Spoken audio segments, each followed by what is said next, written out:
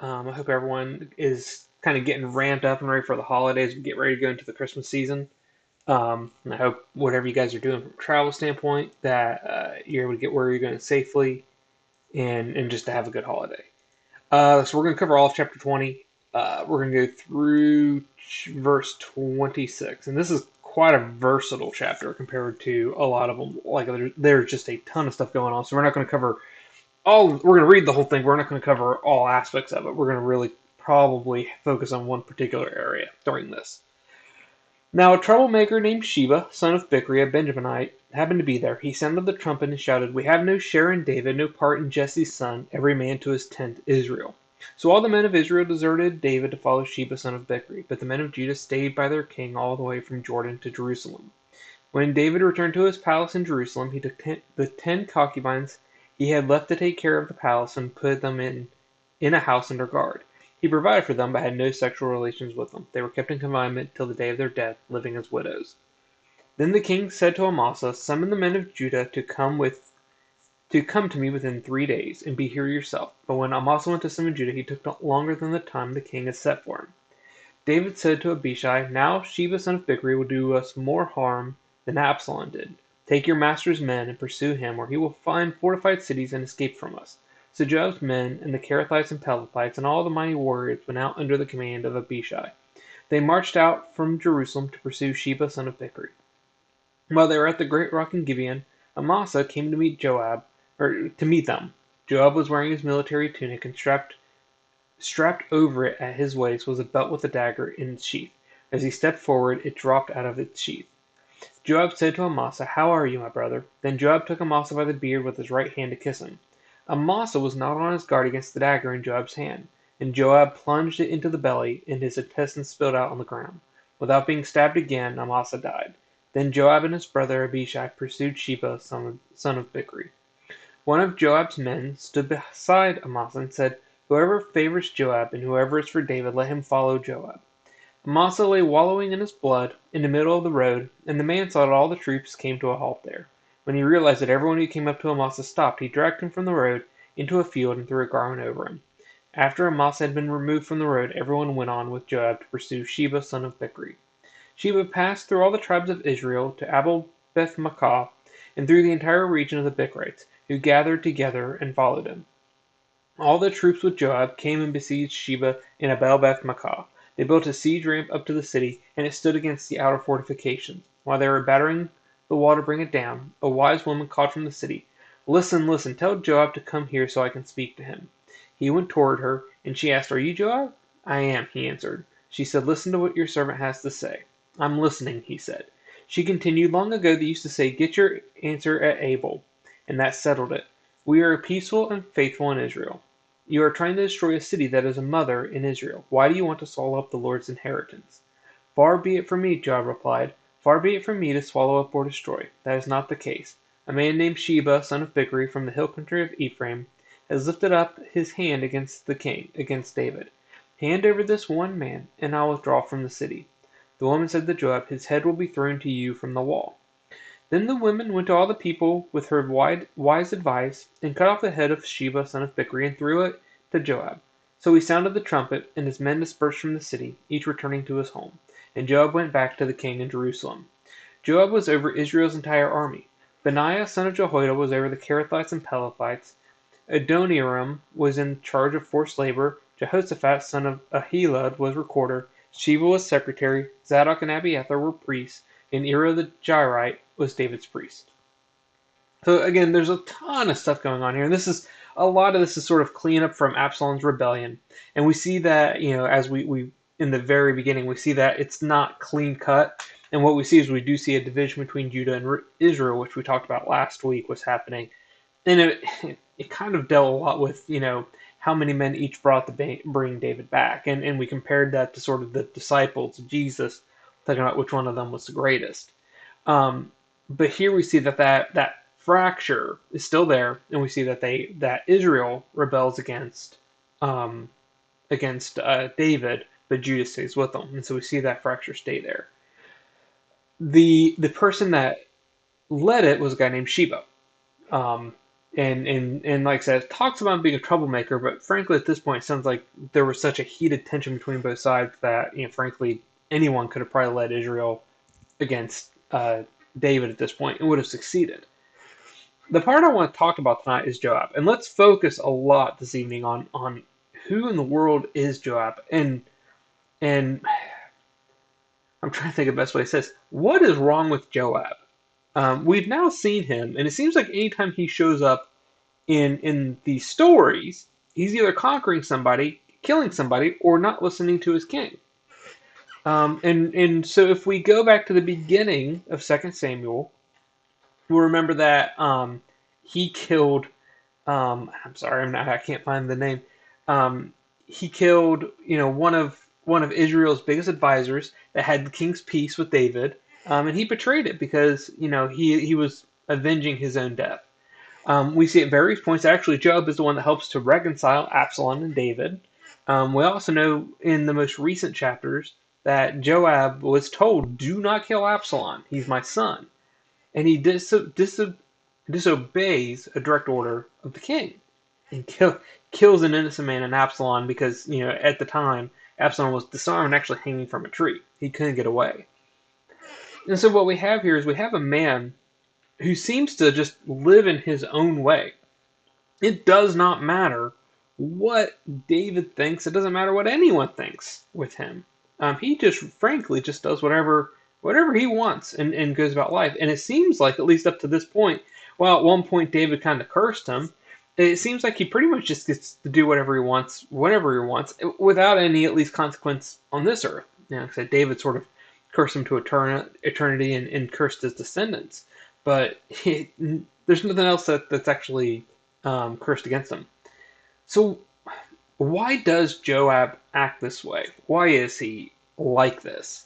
Because what we see here is he actually once more, after being removed from being the leader of the army, he actually goes and kills the new leader of the army, and then takes the army and conquers Sheba, and actually gets him assassinated and has his head thrown over. And so we have this man who betrays David all the time, doesn't listen to David, but then succeeds in a lot of cases in helping David. And so what we have here is, for some reason, we have maybe one or two personality types or personality issues that I think we have with Joab.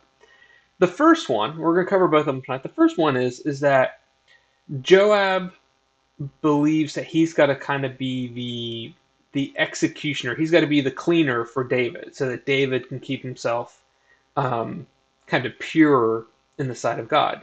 And in some ways, maybe there's a I can't remember the name of the title. I wish I would have found it.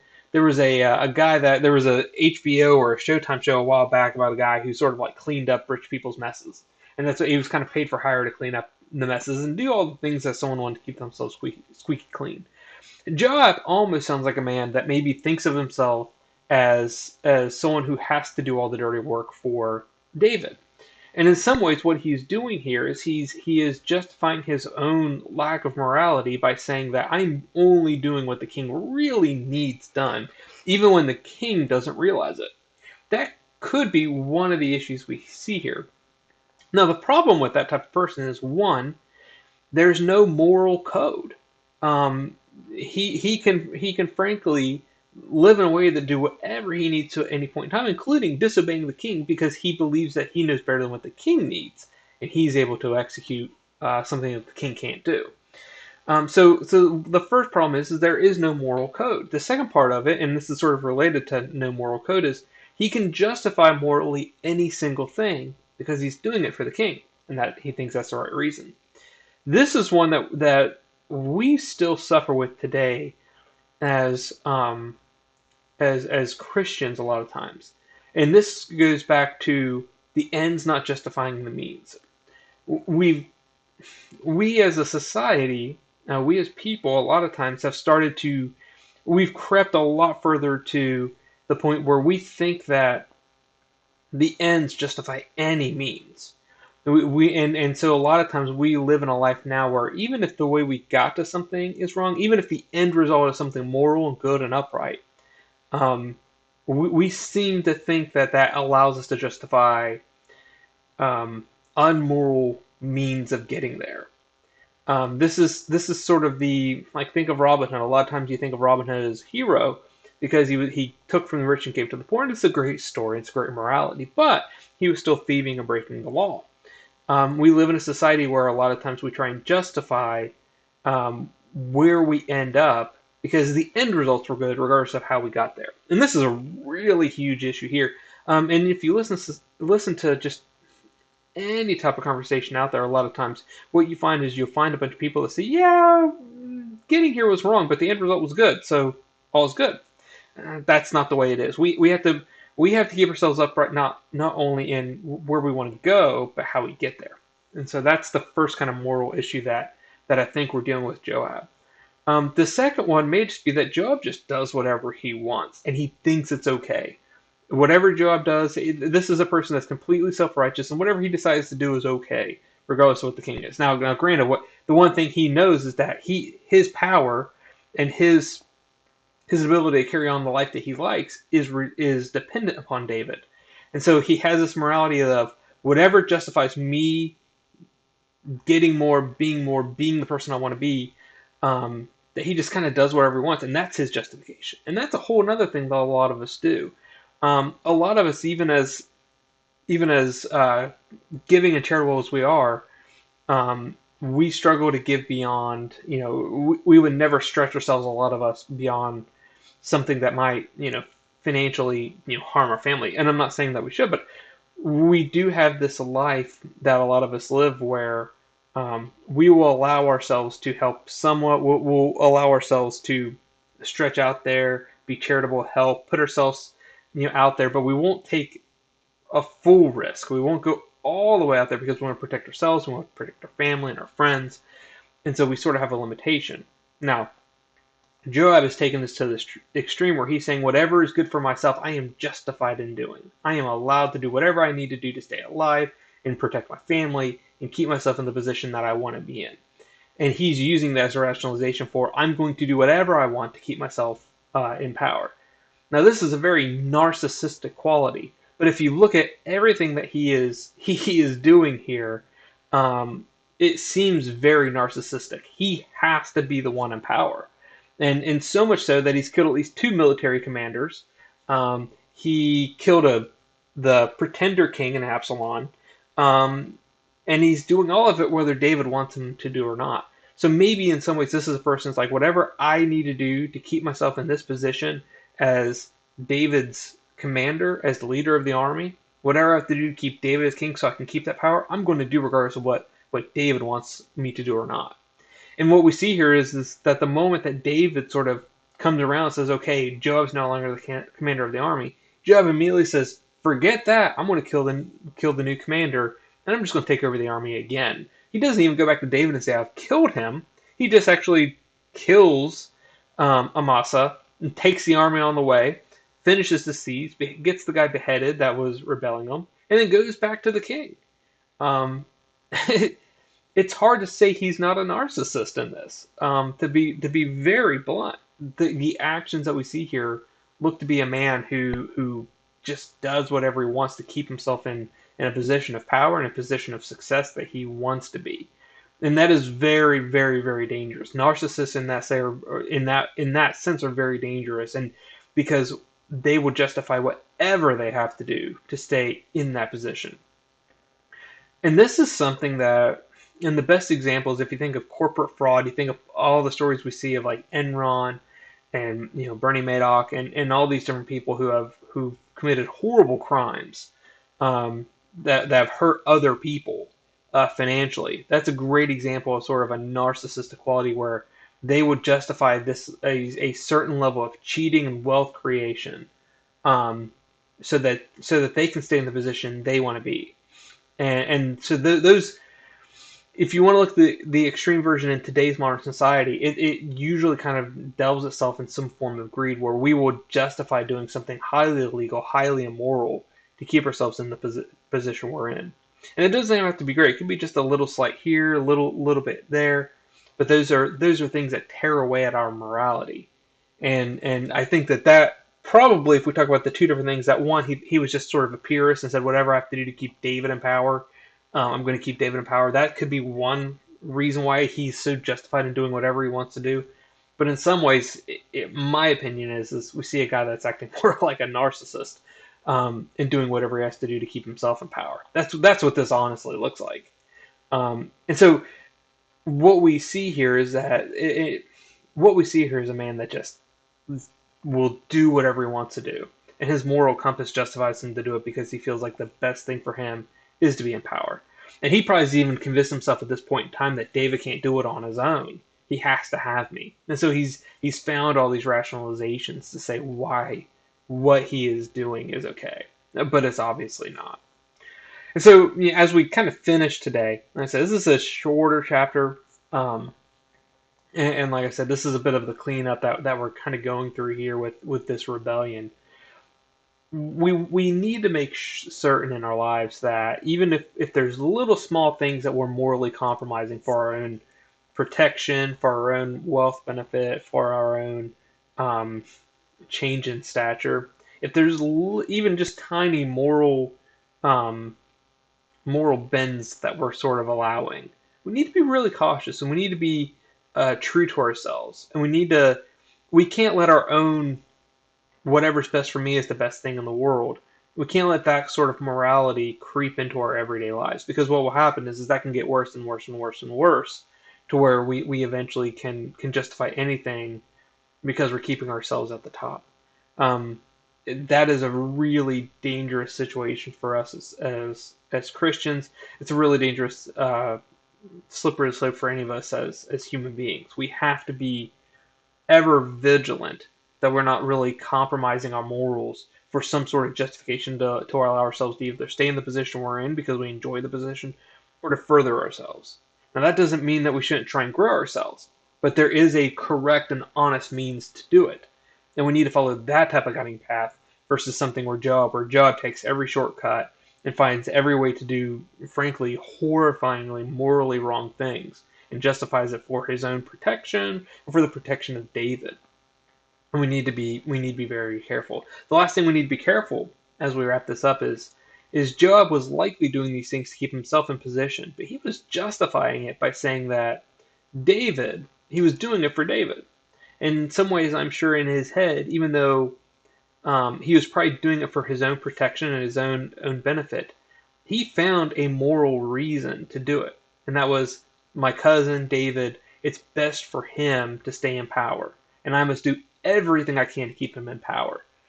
That can be a lot of times we will find something to fixate on to morally justify things. And what we see here is Joab found that thing to justify and said that there was always a higher reason to do what we're doing, regardless of what the consequences, regardless of what we have to do to stay there. He found a greater purpose to justify these atrocious actions. And we need to watch it as well. There's a lot of times there's a lot of times in our lives where we can get into a really bad position because we found something that seems like a higher calling. And what we've done is we will cut corners, we will act dishonestly, we will act sinfully because we think that higher purpose that we found and we fixated on allows us to sort of benefit in that. And so these are things we need to watch on. I think, like I said, and I beat it like a dead horse, and I do apologize for it. But it's easy for us to find rationalization, and maybe because I'm an accountant and we talk a lot about finding ways to rationalize fraud as something we have to protect against. Um, but it's rationalization is a huge way for sin to creep into our lives. We find a reason to justify it, and it's one of Satan's probably best tools. It's just rationalization because it's so easy to do. We can find a reason to commit the worst of sins and find rationalization. The worst atrocities of our history. If you look back, somebody found a rationalization for it, even though it was atrocious wrong, and it was a bad rationalization. But they found something that made themselves feel good about what they did, or at least felt justified in what they were doing. We have to be careful as Christians that we don't use God's higher purpose to justify things that are actually sinful, things that are against Him. We have to be cautious in that. Let's pray. Father, thank you for this day. Thank you for the holiday season that we're going into. Let us remember as we go into Christmas this upcoming weekend. Let's remember that really, despite all the gifts, despite all the hype, that really in the end, this is about your son coming here as a humble servant, as a baby, and humble means to reconcile us to you. Help us to remember that message and remember the true the true reason why we celebrate Christmas is Him, and let us remember the humility, um, the humbleness that you showed in His birth. As we go throughout our lives, help us to be conscious of our own moral code. Help us to always remember that the the means do matter, that every step of the way, what we need to be doing is upright, is honest, um, is done with integrity, because that means matters in getting to the ends. And so help us to always be clear and understanding and meditative about what is the right way to go about things, and help us to make sure that we don't go through a life justifying things for a higher purpose, but doing it in a sinful way. And we ask for all these things in Jesus' name. Amen. Well, thank you guys for spending time with us today. Again, by way of announcements, we'll likely do a devotional next week, but kind of Christmas might have me. I don't know. We may take a break. We'll see how this week goes. I'm also in inventory season for any of you guys that know. So we'll see if we do one next week. If we're not going to do it, I'll send a message out. Church again next week at 10:45. Have a great Christmas. I hope you can spend some time with your family. I know with COVID and Omicron, it's got us all a little weirded out again. So I hope you can be safe, but at the same time see some of your loved ones and enjoy this season. Have a great evening, guys, and we'll